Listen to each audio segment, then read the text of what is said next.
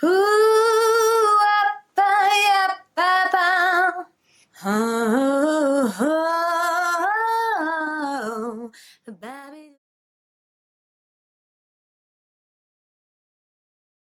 moi, je m'appelle Qui donc si ce n'est toi, je suis professeur en physique sociétale et d'habitude, mon travail consiste à traiter de la transition énergétique.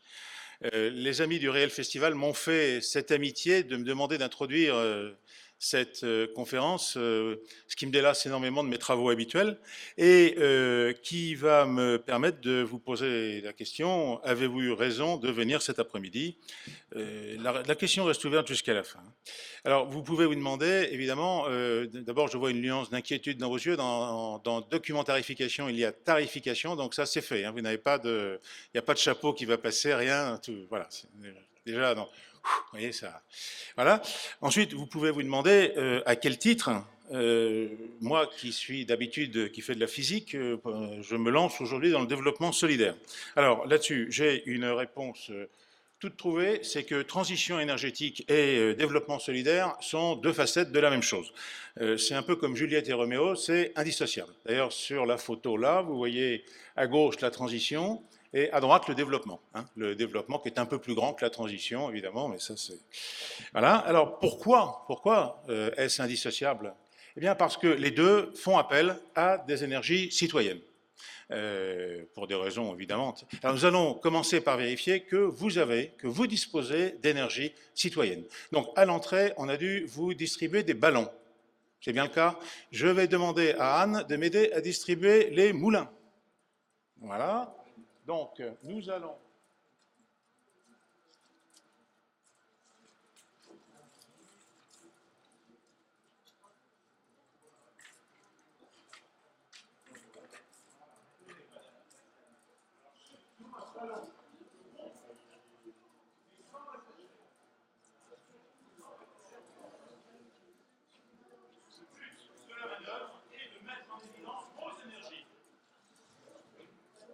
Ceux qui ont un ballon le gonflent, n'est-ce pas, sans l'attacher. Ceux qui ont un moulin se préparent à le faire tourner. Et nous allons, pendant une dizaine de secondes, procéder à un dégagement violent d'énergie personnelle, donc citoyenne. Alors, pour ça, ceux qui ont un ballon à mon signal et à mon signal seulement le lâcheront, ceux qui ont un moulin le feront tourner et tous les autres crieront et taperont des pieds. D'accord? Je veux un grand dégagement d'énergie. Est-ce que tous les moulins sont distribués? Allez, il en reste encore? Tout le monde a quelque chose? Allons-y, Anne, tout doit disparaître. Voilà, Luc veut un moulin aussi. Bon, tout le monde est prêt? Alors, à mon signal, vous lâchez, vous faites tourner, vous criez, vous tapez des pieds. Attention, 1, 2, 3.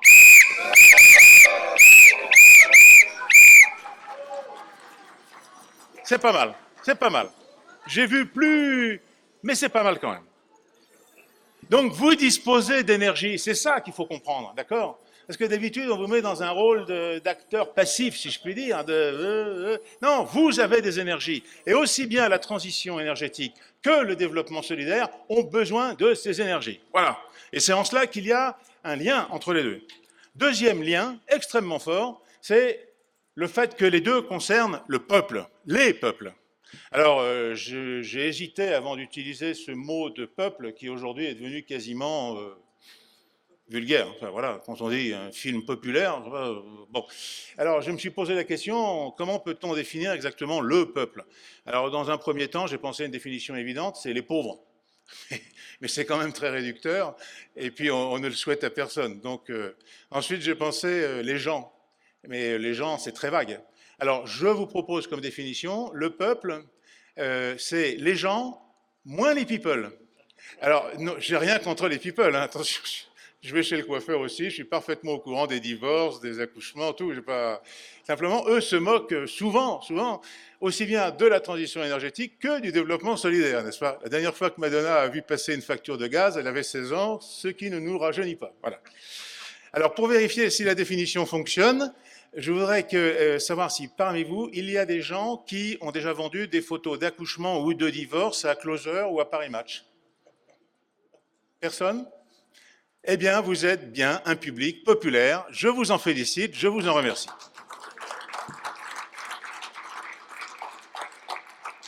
Troisième lien entre les deux notions qui m'autorisent à intervenir aujourd'hui, c'est le fait que les deux concernent aussi bien le cognitif que l'affectif. Parce que quand on parle aussi bien de la transition que du développement solidaire, évidemment, on est sur des choses qui vous font plaisir, qui sont bien, on les sent avec les tripes. C'est bien, mais en tant que scientifique, je vous dis, ça ne suffit pas. Il faut aller jusqu'au cognitif. Hein. La science n'est peut-être pas l'avenir de l'homme, mais les scientifiques en sont certainement une partie. Je vais donc m'attacher à développer l'aspect purement scientifique de cette conférence dans ce qui va suivre. Nous allons travailler sur le cognitif. Alors, qu'est-ce qu'on peut dire? Eh bien, on peut dire maintenant que nous sommes autorisés donc à poursuivre et nous établirons en 3 questions la question de savoir si votre participation était nécessaire à ce festival. Avec comme première question, êtes-vous à l'aise avec la notion de développement solidaire? Comme deuxième question, connaissez-vous suffisamment la notion de documentarification du développement solidaire? Et enfin, maîtrisez-vous la notion de festival de la documentarification du développement solidaire? Alors, tout de suite, une méprise, hein, c'est possible, j'aimerais la chasser immédiatement. Le développement est souvent vert, d'accord, lié à l'écologie. Mais le vert, lui, n'est pas toujours solidaire. Si on vous parle d'un développement du vert solidaire, méfiez-vous, ça évoque plutôt une pathologie qu'autre chose, d'accord, hein, voilà. Ne confondons pas solidaire, voilà, attention, les mots ont un sens. Alors allons-y. Qu'est-ce que le développement solidaire? Donc nous allons procéder par quiz successifs. Le développement solidaire, c'est 3 questions, 3 réponses possibles. C'est quand la relation entre les parties est équilibrée. D'accord? Là, par exemple, il est évident que le canari est beaucoup plus fort que le chat.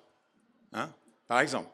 Donc vous allez voir, vous allez me répondre. Deuxième possibilité, c'est quand celui qui est en haut donne une solution à celui qui est en bas. Ce qui est rarement le cas quand on y pense. Parce que, par exemple, pour le développement des pays, en gros, l'Occident dit aux autres pays, vous avez qu'à faire comme nous, à part que tout le contexte historique, lui, a complètement changé et que donc c'est totalement impossible. Ce qui explique d'ailleurs une part des problèmes du développement. Bon. Mais enfin, ceci nous emporterait trop loin. Et puis, troisième réponse, c'est comme l'écologie, quand on doit passer aux actes, là, on commence à dire, ça commence à bien faire. Alors, ça commence à bien faire, qui est une célèbre déclaration d'un homme politique français, du début du XXIe siècle. Vous voyez qui je veux dire? C'est un certain Nicolas. Voilà. C'était à propos de la transition énergétique, après un Grenelle de l'environnement dans lequel on s'était gargarisé de paroles. À un moment donné, il fallait entrer dans les actes. Et là, bon, l'écologie, ça commence à bien faire. Et bien, le développement solidaire, c'est un peu pareil. Au moment de commencer à le faire, c'est là que ça devient dur quand on entre dans le vrai. Donc, effectivement, alors je vous demande, entre ces 3 possibilités, je voudrais que vous votiez. Hein. Quelle est celle qui vous paraît la plus adaptée? Pour la réponse A, qui? Vous. Pour la réponse B, qui? Quelques-uns. Pour la réponse C, personne.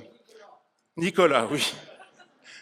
Eh bien, j'ai le regret de dire que vous vous êtes planté, puisque la bonne réponse était à la fois la réponse A et la réponse B, n'est-ce pas? Voilà. Bon, les deux. Eh bien oui, ça existe. Hein. On peut aussi faire. Donc, c'est pas très encourageant comme début, mais ça semble démontrer qu'effectivement, vous avez des choses à apprendre. Alors, continuons. Qu'est-ce que la documentarification du développement solidaire?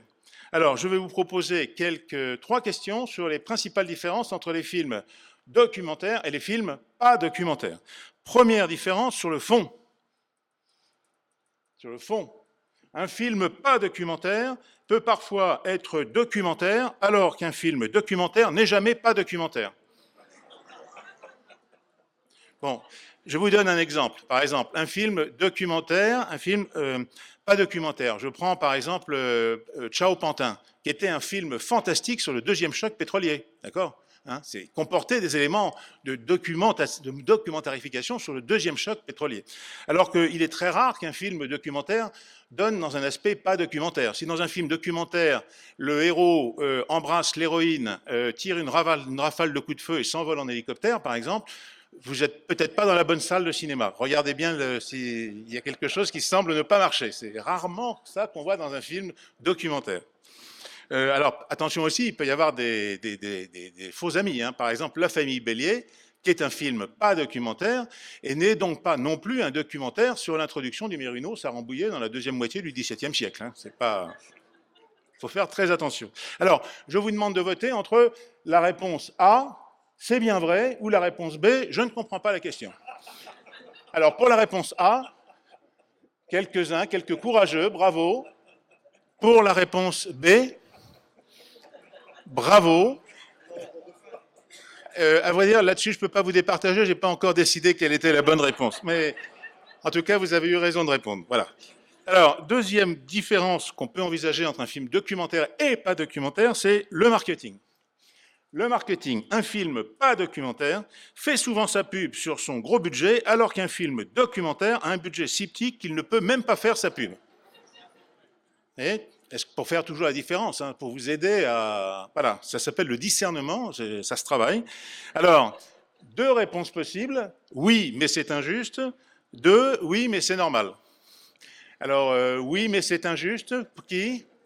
Ah oui, c'est là, on voit un public très... Oui, c'est normal. Oui, mais c'est injuste.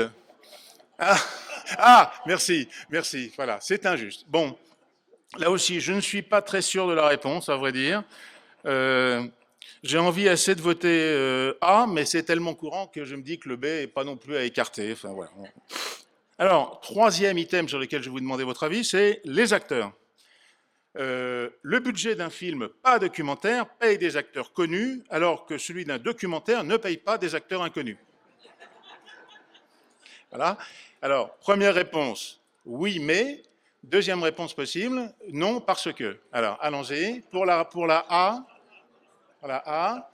pour la B. Alors là, vous avez faux, parce que je vous apprends que le oui, mais est exactement égal au non, parce que. Quand quelqu'un vous dit oui, mais, ça veut dire non, parce que. Donc là, vous êtes tous pratiquement éliminés. Hein. Bon. Troisième grande famille de questions. Qu'est-ce qu'un festival de documentarification? La notion de festival, qui vient de fête, et non pas de fesse, de fête. Alors, on reconnaît qu'on est dans un festival du film documentaire solidaire quand, première réponse, à l'entrée, on paye son ticket, ou bien on monte un grand escalier. Pour la réponse A, ah oui, je vois, hein, ça, dès qu'il faut... Ça. Réponse B, alors, vous avez tort, il y a beaucoup de films, de festivals, de films de documentarification qui sont en haut d'un escalier. Eh oui, donc les deux réponses étaient justes. Il n'y avait pas qu'une réponse de juste. Bon, vous avez une demi-réponse bonne, ceux qui ont répondu là. Deuxième question possible. Au bar, on trouve du jus de pomme ou bien du champagne. Alors, pour la réponse A, du jus de pomme. Ah oui, non, c'est un milieu naturaliste dur, là, quand même. Hein. Je suis très impressionné. Je suis très, très impressionné. Pour la réponse B, eh bien, vous avez également raison, puisque j'ai le plaisir de vous annoncer que je mets en vente des bouteilles de champagne au bar, à l'entracte. Hein. Voilà. On peut très bien boire du champagne aussi dans un film de documentation du développement solidaire. Voilà. Troisième question, et après nous en avons quasiment terminé. Dans un festival de documentarification du développement solidaire, on est assis soit dans des fauteuils en velours brodé de fil d'or, soit dans des chaises en plastique offertes par la chambre syndicale des ostéopathes du Rhône. Celle-là, attention, elle n'est pas si facile. Pour la réponse A, d'accord. Pour la réponse B, vous êtes tous plantés, les fauteuils n'ont pas été amenés par la chambre syndicale des ostéopathes, ils ont été fournis par la ville de Lyon. Voilà. Ça partait d'une bonne intention, mais voilà, vous répondez trop vite. Voilà. Bon, alors, dépouillement de vos réponses. À la question 1, qu'est-ce que le développement solidaire? Bon, je ne vous assomme pas avec les chiffres, c'était le hasard. On peut dire qu'il y a eu beaucoup de réponses justes. Mais toutes ces réponses ont un cumul unifié linéaire, c'est une notion statistique.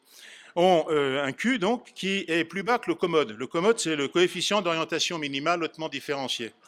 Alors, et ça, donc vous n'avez pas tort, mais en même temps, avoir le Q un peu trop bas par rapport au commode, c'est pas bon.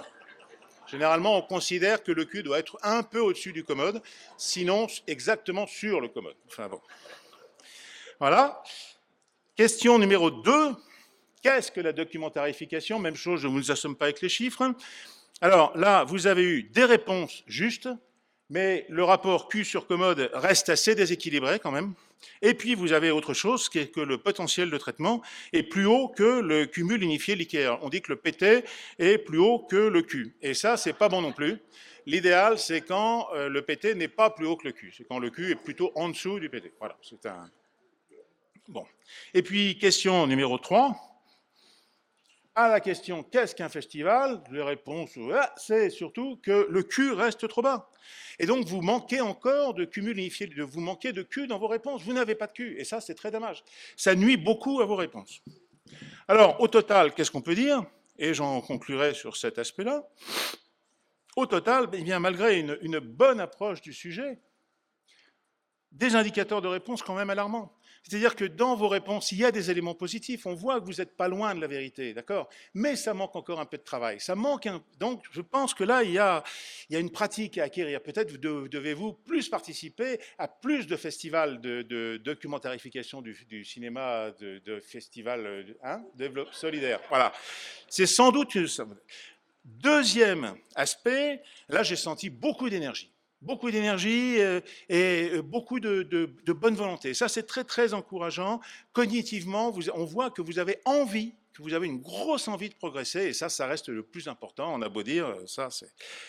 Donc, ma conclusion sera que votre participation au réel festival répond bien à un besoin absolu. Je vous remercie d'être là aujourd'hui, d'être là cet après-midi, parce que manifestement, vous en aviez besoin et que ça va correspondre à un créneau qu'il fallait boucher dans votre esprit.